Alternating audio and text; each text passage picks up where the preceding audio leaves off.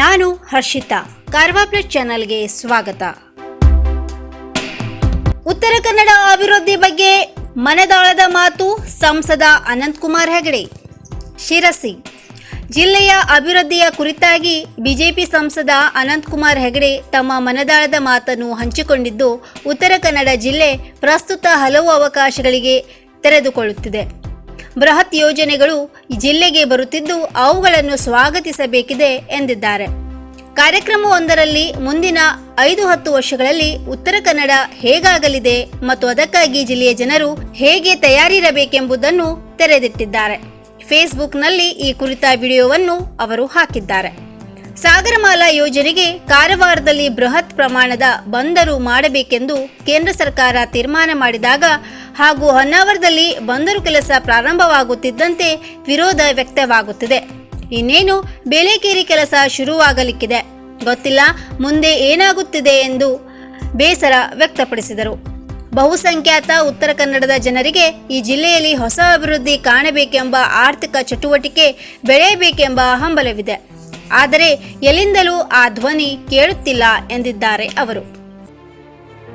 ಕಾರವಾರದಲ್ಲಿ ಬೃಹತ್ ಪ್ರಮಾಣದ ಬಂದರು ಮಾಡಬೇಕು ಅಂತ ಕೇಂದ್ರ ಸರ್ಕಾರ ತೀರ್ಮಾನ ಮಾಡಿತು. ಸಾಗರಮಾಲಾ ಯೋಜನೆಯನ್ನು ತರಬೇಕು ಅಂತ. ಅದಕ್ಕೆ ವಿರೋಧ ಶುರುವಾಯಿತು. ಸಾಗರಮಾಲಾ ಯೋಜನೆ ಅಡಿಯಲ್ಲಿ ಇಡೀ ಜಿಲ್ಲೆಯನ್ನು ಜೋಡಿಸ್ತಕ್ಕಂಥ ಬೃಹತ್ ಹೆದ್ದಾರಿಗಳ ಸಮುಚ್ಚಯ ನಿರ್ಮಾಣ ಆಗಬೇಕಂತ ತೀರ್ಮಾನ ಆಯಿತು. ಅದಕ್ಕೆ ವಿರೋಧ ಶುರುವಾಯಿತು.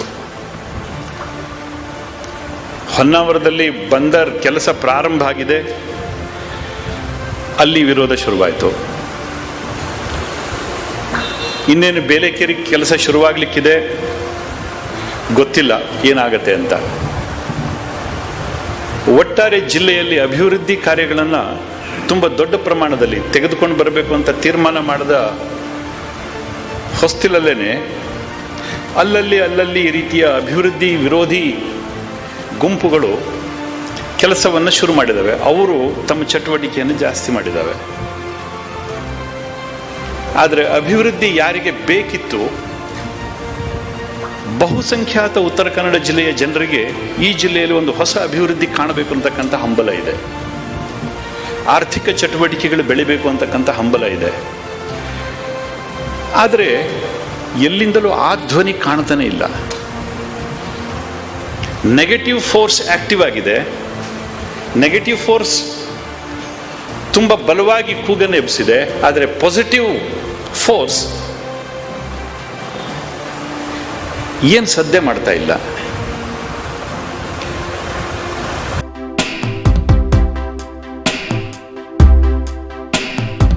ಉತ್ತಮ ಕೌಶಲ್ಯದಿಂದ ಭವಿಷ್ಯ ಬದಲಾಯಿಸಿಕೊಳ್ಳಬಹುದು. ನಿತಿನ್ ಪಿಕ್ಳೆ. ಕಾರವಾರ ಕೌಶಲ್ಯವು ಯಾರೊಬ್ಬನ ಸ್ವತ್ತಲ್ಲ, ಅದು ಸ್ವಾವಲಂಬಿ ಬದುಕಿಗೆ ರಹದಾರಿಯಾಗಿದ್ದು ಉತ್ತಮ ಕೌಶಲ್ಯದಿಂದ ಭವಿಷ್ಯವನ್ನು ಬದಲಾಯಿಸಿಕೊಳ್ಳಬಹುದಾಗಿದೆ ಎಂದು ಕಾರವಾರ ನಗರಸಭೆ ಅಧ್ಯಕ್ಷ ಡಾಕ್ಟರ್ ನಿತಿನ್ ಪಿಕ್ಳೆ ಹೇಳಿದರು. ಜಿಲ್ಲಾ ಕೈಗಾರಿಕಾ ತರಬೇತಿ ಮತ್ತು ಉದ್ಯೋಗ ಇಲಾಖೆಯು ಬಿಣಗಾದ ಸೋಮನಾಥ ಕೈಗಾರಿಕಾ ತರಬೇತಿ ಸಂಸ್ಥೆಯಲ್ಲಿ ಆಯೋಜಿಸಿದ್ದ ಜಿಲ್ಲಾ ಮಟ್ಟದ ರಾಷ್ಟ್ರೀಯ ಅಪ್ರೆಂಟಿಸ್ಶಿಪ್ ಮೇಳವನ್ನು ಉದ್ಘಾಟಿಸಿ ಮಾತನಾಡಿದ ಅವರು, ಇಲ್ಲಿ ಆಯೋಜಿಸಿರುವ ಅಪ್ರೆಂಟಿಸ್ ಮೇಳವು ಕೌಶಲ್ಯ ಬೆಳೆಸಲು ಉತ್ತಮ ವೇದಿಕೆಯಾಗಿದೆ. ಈ ಮೇಳವು ಹಲವು ವಿದ್ಯಾರ್ಥಿಗಳ ಬದುಕಿನಲ್ಲಿ ದಾರಿದೀಪವಾಗಲಿದೆ. ಮೇಳದಲ್ಲಿ ಭಾಗವಹಿಸಿರುವ ವಿದ್ಯಾರ್ಥಿಗಳು ಶಿಸ್ತು ಹಾಗೂ ತಾವು ಸೇರಿಕೊಳ್ಳುವ ಕಂಪನಿಯೊಂದಿಗೆ ಪ್ರಾಮಾಣಿಕತೆಯಿಂದ ಇದ್ದರೆ ಜೀವನವು ನಿಮ್ಮನ್ನು ಉತ್ತಮ ಸ್ಥಾನಕ್ಕೆ ಏರಿಸುತ್ತದೆ ಎಂದ ಅವರು, ಸಾಮಾನ್ಯ ಗ್ಯಾರೇಜ್ ಮಾಲೀಕನು ತಮ್ಮ ಆಸ್ಪತ್ರೆಯ ಯಂತ್ರವೊಂದನ್ನು ಸರಿಪಡಿಸಿದ ಸ್ವಾರಸ್ಯಕರ ಪ್ರಸಂಗವೊಂದನ್ನು ಹೇಳುವ ಮೂಲಕ ಕೌಶಲ್ಯವನ್ನು ಮೈಗೂಡಿಸಿಕೊಳ್ಳಿ ಎಂದು ಅಪ್ರೆಂಟಿಸ್ಗಳನ್ನು ಹುರಿದುಂಬಿಸಿದರು. ಕಾರ್ಯಕ್ರಮದಲ್ಲಿ ಜಿಲ್ಲಾ ನೋಡಲ್ ಅಧಿಕಾರಿ ರವೀಂದ್ರನಾಥ್ ಸಿಂಗಾಂವ್ಕರ್ ಮಾತನಾಡಿ, ಈಗಾಗಲೇ ಉದ್ಯೋಗ ಇಲಾಖೆ ಅಧಿಕಾರಿಗಳಿಂದ 61 ಕಂಪನಿಗಳನ್ನು ಗುರುತಿಸಿದ್ದು Indian telecom industry limited Bengaluru, west coast paper mill Dandeli ಸೇರಿದಂತೆ 15ಕ್ಕಿಂತ ಹೆಚ್ಚು ಕಂಪನಿಗಳು ಆಗಮಿಸಿವೆ. ಜಿಲ್ಲೆಯ ವಿವಿಧ ತಾಲೂಕುಗಳಿಂದ 300ಕ್ಕೂ ಹೆಚ್ಚು ವಿದ್ಯಾರ್ಥಿಗಳು ಬಂದು ನೋಂದಾಯಿಸಿಕೊಂಡಿದ್ದು ಮುಂದಿನ ದಿನಗಳಲ್ಲಿ ಇನ್ನೂ ಹೆಚ್ಚಿನ ವಿದ್ಯಾರ್ಥಿಗಳು ಭಾಗವಹಿಸುವಂತಹ ಕಾರ್ಯಗಳನ್ನು ಮಾಡಲಾಗುವುದು ಎಂದರು. ಕಾರ್ಯಕ್ರಮದಲ್ಲಿ ಬೆಳಗಾದ ಸೋಮನಾಥ ಕೈಗಾರಿಕಾ ತರಬೇತಿ ಸಂಸ್ಥೆಯ ಸಂಸ್ಥಾಪಕ ಪಿಎಂ ತಾಂಡೇಲ್, ಜಿಲ್ಲಾ ಕೌಶಲ್ಯ ಅಭಿವೃದ್ಧಿ ಅಧಿಕಾರಿ ಡಿಟಿ ನಾಯ್ಕ್, ಸೋಮನಾಥ ಕೌಶಲ್ಯಾಭಿವೃದ್ಧಿ ಸಂಸ್ಥೆಯ ಪ್ರಾಚಾರ್ಯ Kishore Rane, Indian telecom industry ಅಧಿಕಾರಿ Girish, west coast paper mill Dandeli ಅಧಿಕಾರಿ ವಿಕ್ರಮ್ ಲೋಖಂಡೆ ಇನ್ನಿತರರು ಇದ್ದರು.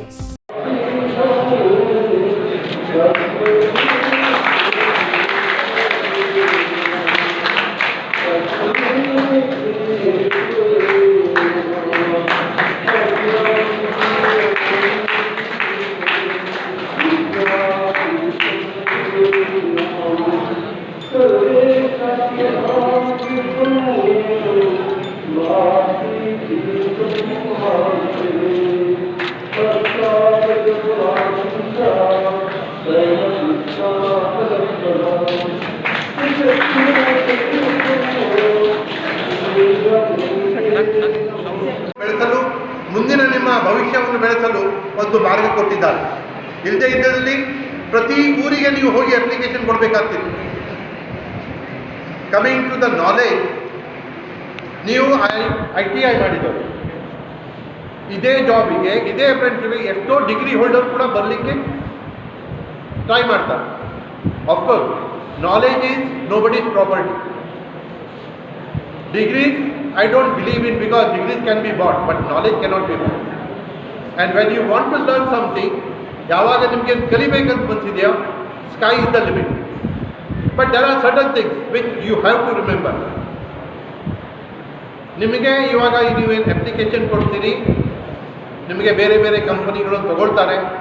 You are like a raw diamond. ಅತಿಕ್ರಮಣದಾರರ ಅರ್ಜಿ ಸುಪ್ರೀಂ ಕೋರ್ಟ್ ನಿರ್ದೇಶನದಂತೆ ವಿಚಾರಿಸಲು ಆಗ್ರಹ. ಜೊಯಿಡಾ. ಸುಪ್ರೀಂ ಕೋರ್ಟಿನ ನಿರ್ದೇಶನದಂತೆ ಅರಣ್ಯ ಹಕ್ಕು ಕಾಯ್ದೆ ಅಡಿಯಲ್ಲಿನ ಅರಣ್ಯವಾಸಿಗಳಿಗೆ ಕಾನೂನಿನಂತೆ ಸಾಕಷ್ಟು ಕಾಲಾವಕಾಶ ನೀಡಿ ಅರ್ಜಿ ಮಂಜೂರಿ ಪ್ರಕ್ರಿಯೆ ಜರುಗಿಸಬೇಕು. ಇಲ್ಲದಿದ್ದಲ್ಲಿ ಅರಣ್ಯವಾಸಿಗಳಿಗೆ ಸಾಗುವಳಿ ಹಕ್ಕಿಗೆ ಆತಂಕ ಉಂಟು ಮಾಡುವುದೆಂದು ಜಿಲ್ಲಾ ಅರಣ್ಯ ಭೂಮಿ ಹಕ್ಕು ಹೋರಾಟಗಾರರ ವೇದಿಕೆ ಅಧ್ಯಕ್ಷ ರವೀಂದ್ರ ನಾಯ್ಕ್ ಹೇಳಿದರು. ಅವರು ಇಂದು ಜೊಯಿಡಾ ತಾಲೂಕಿನ ಕುಣಬಿ ಭವನದ ಆವರಣದಲ್ಲಿ ಅರಣ್ಯ ಅತಿಕ್ರಮಣದಾರರನ್ನು ಉದ್ದೇಶಿಸಿ ಮಾತನಾಡುತ್ತಿದ್ದರು. ಅರಣ್ಯ ಭೂಮಿಯಲ್ಲಿ ಸಾಗುವಳಿ ಮಾಡುತ್ತಿದ್ದು ಅದರಂತೆ ಮಂಜೂರಿಗೆ ಸಂಬಂಧಿಸಿ ಕಾಯ್ದೆ ಅಡಿಯಲ್ಲಿ ನಿರೀಕ್ಷೆಯಲ್ಲಿ ಇರುವಂತಹ ಅರಣ್ಯವಾಸಿಗಳಿಗೆ ಸಾಮಾಜಿಕ ನ್ಯಾಯದಡಿಯಲ್ಲಿ ಮಂಜೂರಿ ಪ್ರಕ್ರಿಯೆ ಜರುಗಿಸಲು ಅವರು ಆಗ್ರಹಿಸುತ್ತಾ, ಅರಣ್ಯ ಹಕ್ಕು ಸಮಿತಿಗಳು ಕಾನೂನಿಗೆ ವ್ಯತಿರಿಕ್ತವಾಗಿ ಕಾನೂನಿನ ವಿಧಿವಿಧಾನ ಅನುಸರಿಸದೆ ಮಂಜೂರಿ ಪ್ರಕ್ರಿಯೆ ಜಿಲ್ಲೆಯಲ್ಲಿ ಜರುಗುತ್ತಿರುವುದಕ್ಕೆ ವಿಷಾದ ವ್ಯಕ್ತಪಡಿಸಿದರು.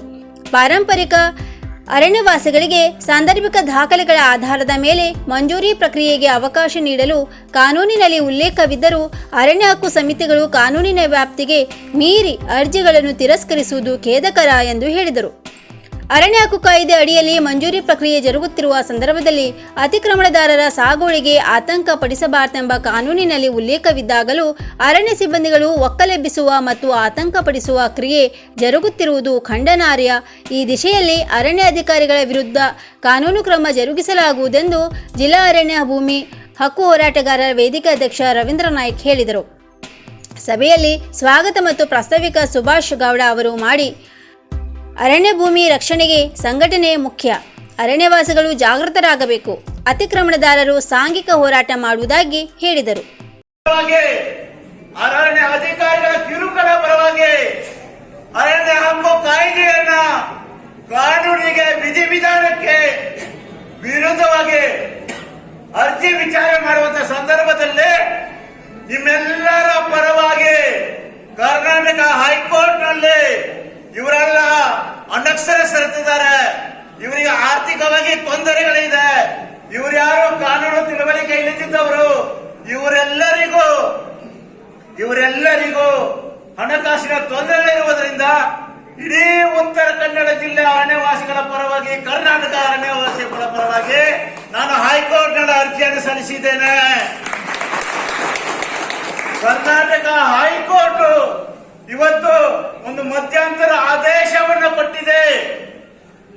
ಇಡೀ ದೇಶದಲ್ಲಿ ಯಾವ ಹೋರಾಟ ಸಮಿತಿಯು ಮಾಡದಿರುವಂತಹ ಹೋರಾಟದ ಕಾರ್ಯದಲ್ಲಿ ನಾವು ಕಾನೂನಾತ್ಮಕವಾಗಿ ಯಶಸ್ಸನ್ನು ಆಗಿದ್ದೇವೆ ಅಂತ ಹೇಳ್ತಾ ಇದ್ದೇನೆ.